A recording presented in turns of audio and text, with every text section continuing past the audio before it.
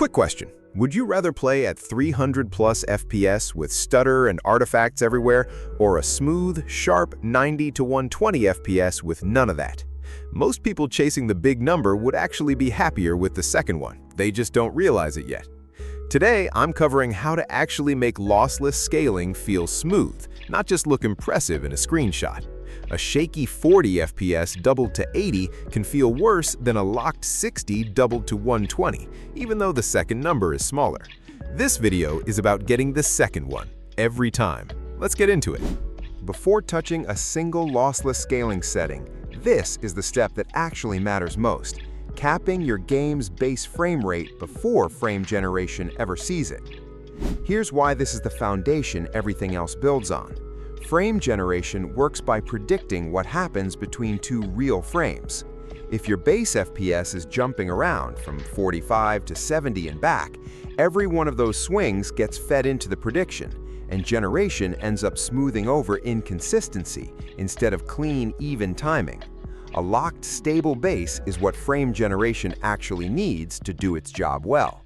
To set this up, you need RTSS, Riva Tuner Statistics Server, which comes bundled with MSI Afterburner. If you don't already have it installed, I've got a full setup video for that linked above, so I won't re-walk the install here. Open RTSS, and in the frame rate limit field, set your target base FPS. Here's the math. If you're using X2 frame generation and want to land on 120 FPS displayed, cap your base at 60, half your target. For X3, it's a third of your target. Figure out your own number based on your multiplier and your monitor's refresh rate before moving forward. One critical thing here, and this is one of the most common mistakes people make with this tool: make sure this is your only frame limiter. Turn off any in-game FPS cap, and turn off any driver-level cap in NVIDIA or AMD's control panel. Stacking an in-game cap plus RTSS plus a driver cap all at once makes them fight each other, and that fighting is what causes pacing chaos, not smoothness. Pick RTSS and only RTSS. Once it's set, open Task Manager or RTSS's own overlay and actually watch the number for a minute before moving on. Confirm it's holding steady at your capped value, not just occasionally touching it. Second, resist the urge to jump straight to a high multiplier. X2 is the safe, recommended starting point across basically every serious tide on this tool, and for good reason. Higher multipliers mean more generated frames relative to real ones, which means more room for artifacts and pacing issues. The right approach: get X2 stable and smooth first. Confirm your GPU has headroom left over after that, and only then consider pushing to X3 or higher. If you're chasing a big number on the counter without doing that check first, you're trading smoothness for a screenshot. Third, flow scale. And this one should be set based on your resolution, not left on a default guess. Roughly 80 to 100% at 1080p, 65 to 75% at 1440p, and 40 to 50% at 4K. Higher flow scale means smoother looking motion, but it also costs more GPU work to compute. So if you're already GPU limited, a lower value within that range gives you back some headroom at a small quality cost.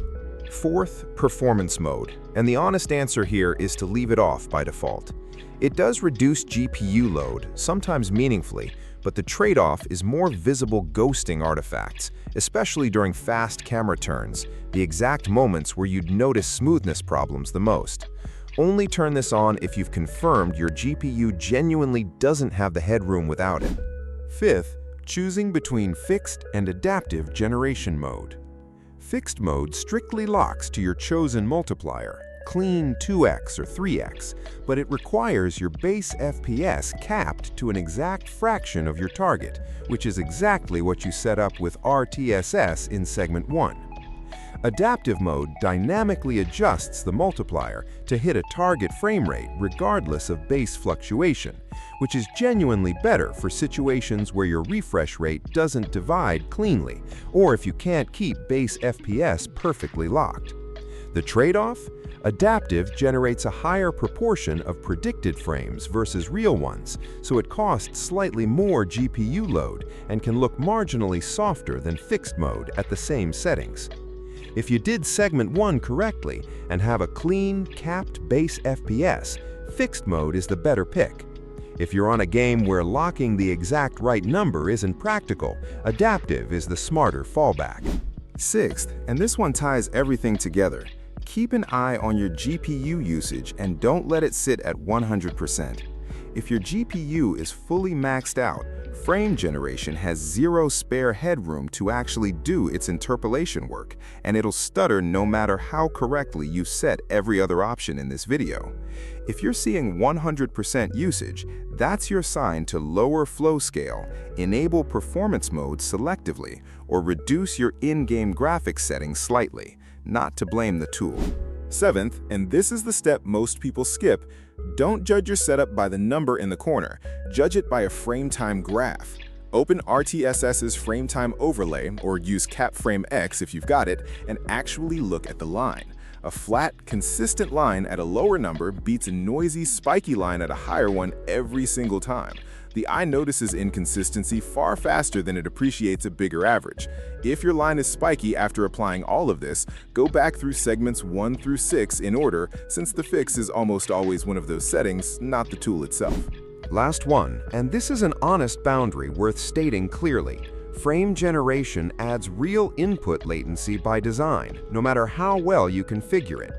This entire video is built for single-player games, not ranked competitive shooters. If you're playing something where reaction time genuinely matters, native frames without generation will always feel more responsive, even if the number is lower.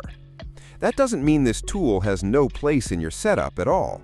Plenty of people run it specifically for single-player, story-driven, or slower-paced games where the smoothness genuinely improves the experience, then switch it off entirely before loading into anything ranked or time-sensitive. Think of it as a setting you toggle per game, not a permanent choice you make once and forget about. Know which category the game in front of you falls into and choose accordingly rather than running the same setup everywhere out of habit. So that's the real formula. A locked base FPS from RTSS, a conservative multiplier, flow scale matched to your resolution, performance mode used only when you actually need it, the right generation mode for your setup, GPU headroom respected, and verification through a frame time graph instead of just trusting the counter. Do all of this, and lossless scaling stops being a flashy number and starts actually feeling like more FPS. Let me know in the comments which setting made the biggest difference for you. Subscribe if you want more of these, and I'll see you in the next one.